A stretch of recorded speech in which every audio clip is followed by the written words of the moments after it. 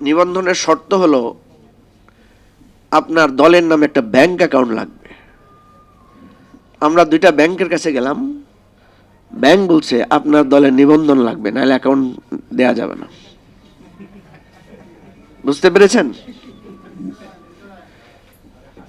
নিবন্ধনের শর্ত দেওয়া আছে আপনার দলের নামে অফিস ভাড়ার চুক্তি লাগবে অথবা মালিকানা লাগবে। আমরা অফিস ভাড়া নিতে গেলাম, বললো কার নামে অফিস? দলের নামে। তাহলে দলের কাগজ কই, দলের নিবন্ধন কই দেখান। বুঝেন কি রাষ্ট্রে আছি আমরা? আপনি একটা যেই দল নিবন্ধনবিহীনভাবে ঘর ভাড়া নেয়, বাংলাদেশের আইনে সে অবৈধভাবে ভাড়া নেয়। বাংলাদেশের আইনে আছে আপনি যখন কোনো ব্যক্তিকে ঘর ভাড়া দিবেন তার ন্যাশনাল আইডি লাগবে না, তার নানা ডকুমেন্টস লাগে যে এই লোকটার সাথে আপনি ভাড়া চুক্তি। পুলিশ দেখেন লিখবে যে ভাড়া দেওয়ার আগে সব খোঁজ খবর নিয়ে তারপরে ভাড়া দেন, বলে না? তাহলে একজন বাড়িওয়ালা সে আপনার দলের নামে অফিস দিবে, তাকে তো কাগজ দিতে হবে।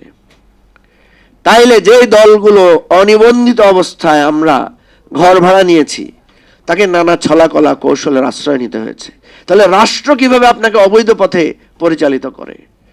রাষ্ট্র কিভাবে আপনাকে অবৈধভাবে ব্যাংক অ্যাকাউন্ট করতে উদ্বুদ্ধ করে? দেখেন,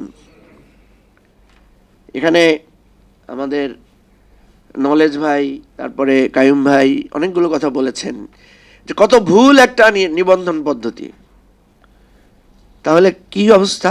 আজকে যে নির্বাচন কমিশন আছে এটা কি বিপ্লবোত্তর নির্বাচন কমিশন